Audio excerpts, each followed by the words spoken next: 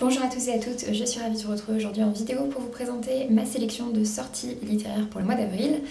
Je ne filme pas au même endroit que d'habitude, vous en serez rendu compte, mais j'avais pas trop d'autres moments pour filmer, donc j'espère que ça va aller, surtout que j'ai l'impression que ça résonne un peu plus que d'habitude. Du coup, j'ai pas forcément noté tant de sorties que ça, enfin j'en ai noté quand même pas mal, mais moins que d'autres mois. Pour le mois d'avril, mais par contre vous allez voir qu'il y a quelques sorties que j'attends avec grande impatience. Ou qui sont déjà sorties du coup vu que cette vidéo arrive un peu tard. Tout d'abord, donc au mois d'avril sont sorties deux nouveautés aux éditions du Chat Noir. Il n'y a pas de date précise, mais en général ils sont disponibles dès le 1er. Et donc ce mois-ci, il y avait la sortie du second tome de Sous les sabots des dieux par Céline Chevet. J'avais bien apprécié le premier tome, même si c'était pas forcément très clair. Enfin, il y avait certains points que j'avais trouvé un petit peu étranges, etc. Après, comme c'est une série qui se finit en deux tomes, je suis quand même curieuse de connaître cette deuxième moitié pour du coup me fixer un peu plus mon avis dessus. Et la seconde sortie, il s'agit pour le coup d'un tome 1, il s'agit de Les Chuchoteurs par Estelle Wagner. Donc ce premier tome s'appelle Le Prince des Oubliés. J'ai jamais lu Estelle Wagner, mais elle avait eu un joli succès avec sa série Kayla Marshall, si je dis pas de bêtises, qui était aussi publiée au Chat Noir et qui était sortie en poche chez J'ai lu. Donc voilà, cette couverture est assez intrigante. Pour le coup, je saurais pas très bien vous dire de quoi ça parle, je vous laisserai aller voir ça. C'est pas du tout une sortie prioritaire pour le coup pour moi, mais je tenais quand même à vous la mentionner. Ensuite, en date du 1er avril, est sorti Jemima Small par Tasmin Winter aux éditions Slalom. Il s'agit d'un roman jeunesse vraiment destiné à un public assez jeune. Et je crois que c'est un titre assez court si je dis pas de bêtises. Et c'est un titre qui parle de grossophobie. C'est un titre qui a eu de très bons retours lors de sa parution en version originale en anglais. Du coup, c'est vrai que je suis assez curieuse de voir ça. Je ne l'ai pas encore trop vu tourner. Je suis assez surprise et je pensais qu'on en entendrait davantage parler, même si c'est vrai que les éditions Slalom c'est pas une très grosse maison d'édition, enfin c'est pas une maison d'édition aussi connue que d'autres, mais voilà, en tout cas je suis contente de voir que ce type de titres sont traduits en français. Ensuite, toujours en date du 1er, est sorti chez Scrinéo L'odeur de la pluie par Gwendoline Vervel. C'est un titre que j'ai reçu, je pense le lire assez prochainement. C'est un titre qui parle, si je me souviens bien, de harcèlement scolaire. C'est un sujet qui est toujours un peu sensible chez moi. Enfin, suivant comment c'est traité, ça peut être un peu délicat. Donc voilà, du coup, je suis curieuse de voir ce que ça va donner. J'aime vraiment bien ce qu'ils ont fait au niveau de la couverture, je trouve ça vraiment chouette. En date du 2 est sorti le nouveau titre de Mélanie Fazi, à savoir L'année suspendue, qui s'inscrit un petit peu dans la même lignée que Nous qui n'existons pas, à savoir que ce sont des essais donc, publiés chez la maison d'édition Dystopia, et ce sont des essais qui parlent en fait de la condition de Mélanie Fazi. Dans Nous qui n'existons pas, elle parlait de l'intérêt de la représentation, du fait de se sentir représentée dans la société, que ce soit dans les livres, dans les films, dans les séries, etc., n'importe. Et ça parlait en l'occurrence beaucoup de son asexualité, et en l'occurrence donc L'année suspendue parle de comment est-ce qu'elle a été diagnostiquée comme faisant partie du spectre autistique alors qu'elle était déjà vraiment adulte à plus de 30 ans. Donc voilà, je suis vraiment curieuse de voir ça. J'avais vraiment trouvé la réflexion de Nous qui n'existons pas très intéressante. Je vous en ai parlé sur la chaîne.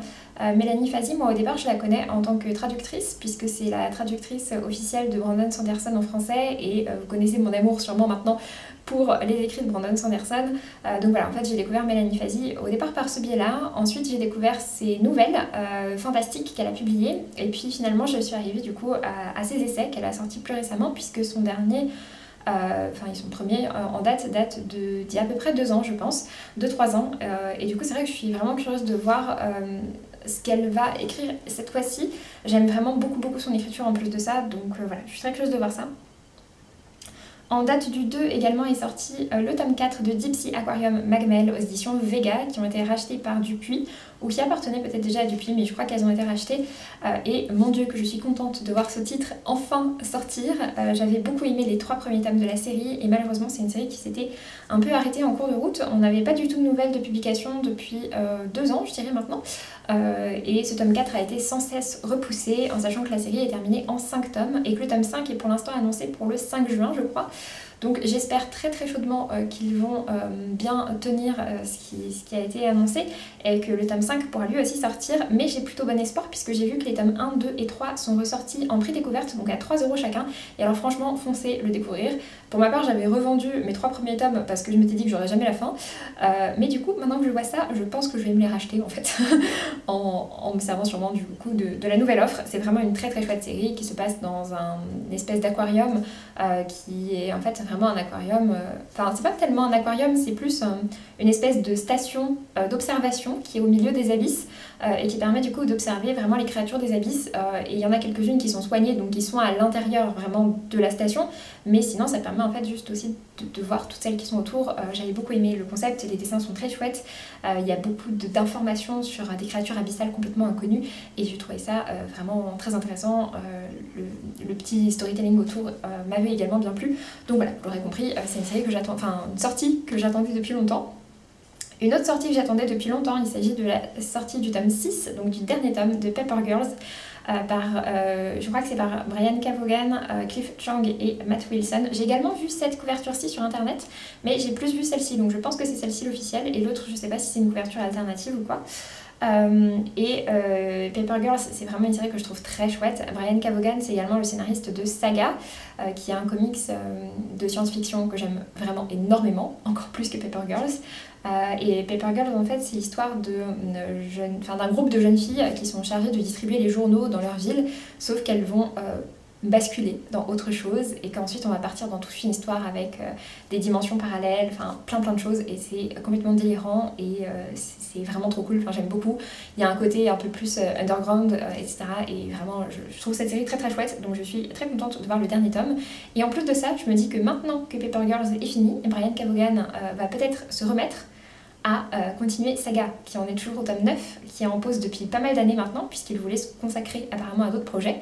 Mais comme cette série arrive à sa fin, peut-être que ça veut dire que Saga va bientôt reprendre. Enfin, bientôt, d'ici 1 ou 2 ans, mais voilà. Ensuite, en date du 6, est sorti Alunia par Tiffs, donc le premier tome.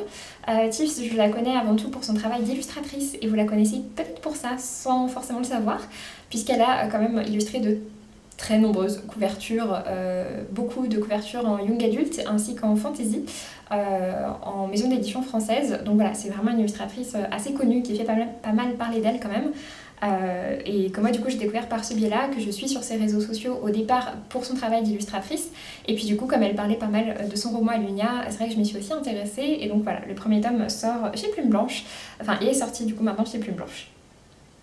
Ensuite, c'est pas une sortie qui va me concerné tout de suite. Il s'agit de la sortie du tome 2 de Calam par Paul Béorn, qui est un roman de fantasy publié aux éditions Brajlon. J'ai le premier tome dans ma pile à lire depuis un bon moment, c'est un titre qui me fait extrêmement envie, j'ai vu plein de super retours dessus, mais c'est une grosse brique et du coup je me suis toujours pas lancée. Voilà. Mais du coup je suis contente de voir que le tome 2 sort enfin, et d'ailleurs le tome 1 est disponible en poche si ça vous intéresse. Et peut-être que maintenant que le tome 2 est sorti, ça va me motiver à sortir le tome 1, en tout cas ça reste toujours un titre qui me fait envie dans ma pile à lire. Après, en date du 15, nous avons la sortie, je pense que vous n'êtes pas passé à côté, de la Duperie de Guenièvre par donc, Kirsten White aux éditions de Saxus, qui est le premier tome de l'Ascension de Camelot. Donc de Saxus, comme d'habitude, a fait une très grosse campagne de promotion, je cherchais le mot, campagne de communication autour de cette sortie, et alors franchement ils ont fait un travail incroyable sur le hardback, je trouve ça trop beau, et ils ont refait une jaquette qui s'enlève, etc., comme avec ce qu'ils avaient fait par exemple pour la 9e maison. Ils ont vraiment fait quelque chose de très canon. C'est pas forcément un titre qui m'intéresse plus que ça, tout ce qui est légende arthurienne ça m'intéresse, mais ouais, je sais pas trop encore pour celui-ci, je vais attendre de voir quelques retours dessus. Et puis par contre, si je vois des retours vraiment bons de la part de personnes où je sais qu'on a des affinités de lecture, je pense que j'essaierai du coup de me procurer la version en hardback qui est du coup la version collector. Donc voilà, c'est pas un impératif tout de suite, mais en plus c'est que des dorures dessus, enfin c'est vraiment super beau. mais je suis curieuse de voir quand même les retours dessus et peut-être que je me laisserai tenter. Après, nous avons la sortie le 16 d'un titre que j'attends, mais alors énormément. Je pense que c'était même une de mes plus grosses attentes de l'année, puisqu'il s'agit de Du roi je serai l'assassin par Jean-Laurent Del Socorro, qui est un auteur que j'aime beaucoup. Et c'est un titre qui se déroule dans le même univers que Royaume de vent et de colère, ainsi que de sa nouvelle illustrée La guerre des trois rois. Et j'ai lu La guerre des trois rois récemment, donc voilà, du coup j'ai franchement hâte de découvrir Du roi je serai l'assassin. J'aime beaucoup la plume de Jean-Laurent Del Socorro, et j'aime beaucoup sa manière en fait de mélanger fantasy historique et imaginaire. En date du 16, une autre sortie que j'attends avec grande impatience, il s'agit de la sortie du Festival du Dragonté par Kay O'Neill. Donc on retourne dans l'univers du Dragonté, ça va être une très belle découverte, une de mes bandes dessinées préférées de l'année 2020. J'étais complètement engouffrée dans le phénomène. J'ai aussi lu La Belle d'Aquicorne, mais que j'ai moins apprécié. Vraiment, le Dragonté, c'est un univers que j'ai tellement aimé. Et du coup, j'ai hâte de pouvoir y replonger avec ce nouvel opus. En sachant que c'est pas vraiment une suite, puisque ce sont des bandes dessinées plutôt indépendantes, mais ça se passe dans le même univers. Après, j'ai noté un autre titre graphique qui me fait très envie lui aussi. Il s'agit de Snapdragon par Kat Ley. C'est aux éditions Kinaï que ça va sortir. Je sais pas combien de pages exactement il fait, mais je sais que c'est un one-shot et comme il coûte 25 €, je pense qu'on est sur un titre quand même assez consistant, mais avec voilà, une histoire complète. Et je suis très curieuse de le découvrir. Apparemment, j'ai vu que c'était une histoire un peu bizarre avec une sorcière et des choses un peu creepy, bizarres, et en même temps ça a l'air très mignon et coloré. Donc voilà, ça m'intrigue beaucoup et je serais très curieuse de le découvrir. Ensuite, avec l'arrivée des beaux jours, arrive également toute une série qui ont déjà commencé à sortir au mois de mars, de romans plutôt orientés feel good. Alors en sachant que je mets de très gros guillemets sur le terme feel good, puisqu'en fait la plupart du temps c'est pas très feel good. La plupart des romans, en tout cas des auteurs dont je vous parle là, il y a toujours un côté quand même assez triste. Moi ce sont des romans qui me font souvent pleurer. Et même si ce sont des romans avec souvent pas mal d'espoir et une note positive, ce ne sont pas forcément des romans si joyeux que ça.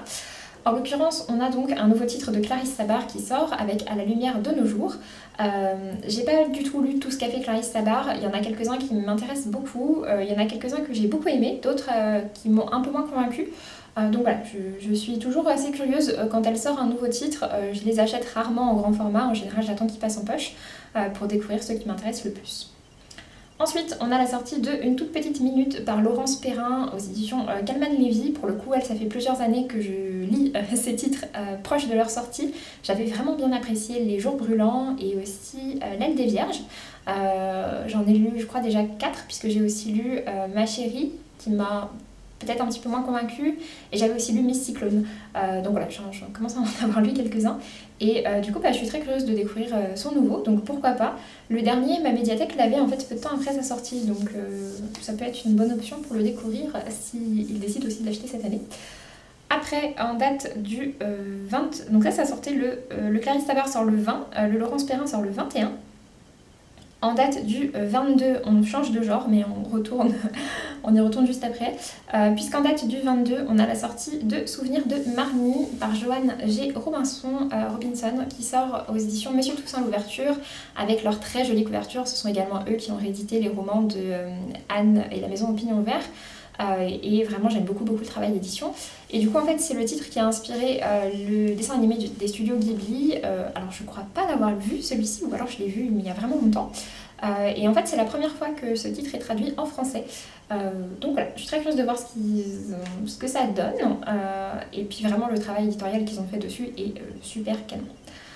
On retourne du coup au roman feel good, entre très gros guillemets, avec tout d'abord Celle qui l'attendait par Baptiste Beaulieu aux éditions Fayard. Baptiste Beaulieu, c'est un auteur que j'aime énormément. Ses romans me touchent à chaque fois beaucoup. Toutes les histoires d'amour du monde, son dernier en date m'avait tellement fait pleurer. Donc voilà, vraiment j'aime beaucoup ce qu'il écrit et j'ai très hâte de découvrir son nouveau titre. J'ai pas spécialement lu de quoi ça parlait, le résumé est sorti il y a très peu de temps au moment où je vous tourne cette vidéo, je crois qu'il est sorti hier. Mais voilà, j'ai même pas regardé de quoi ça parle. En date du 29, on a la sortie de Sous un grand ciel bleu par Anna McPartlin, une autre autrice dont j'aime beaucoup les récits. J'ai lu ces 3 titres qui ont été traduits en français. Mon préféré c'est vraiment Mon midi, mon minuit, qui m'avait complètement dévastée. Même si Les derniers jours de Rabbit Eyes était très chouette lui aussi. Et donc en fait ici c'est apparemment une suite des derniers jours de Rabbit Eyes. Je suis très curieuse de voir ce que ça va donner. J'aurais peut-être préféré découvrir Anna McPartlin dans encore une nouvelle histoire complètement indépendante. Je suis désolée pour le bruit, mais je suis très contente de pouvoir la lire à nouveau, de pouvoir lire autre chose d'elle. Et du coup pour terminer cette vidéo de sortie, il s'agit d'une sortie en date du 29. Alors pour le coup celle-ci, autant vous dire qu'elle m'intéresse franchement. Du coup on retourne aux éditions de Saxus avec la sortie de La Cité de Laiton par S.A. Chakraborty, qui me fait hyper envie. J'avais vu de tellement bons retours en VO dessus. En VO il s'appelle City of Brass et vraiment les retours dessus étaient excellents. C'est de la fantasy avec un côté un peu oriental, c'est vraiment apparemment tout ce que j'aime. Donc vraiment celui-ci, voilà, il me fait très envie. J'ai hâte de découvrir ce qu'ils ont fait pour le hardback. J'espère qu'ils ont fait à nouveau un super objet livre pour pouvoir craquer dessus. Voilà. Sur ce, j'en ai donc fini avec cette vidéo de sortie. N'hésitez pas à me dire si vous aussi vous avez repéré certains titres, s'il y en a certains que je vous ai présentés, que vous attendez avec impatience, ou bien s'il y en a d'autres que vous attendez avec impatience. Et puis donc pour ma part, je vous laisse et je vous dis à très bientôt pour une prochaine vidéo. Salut!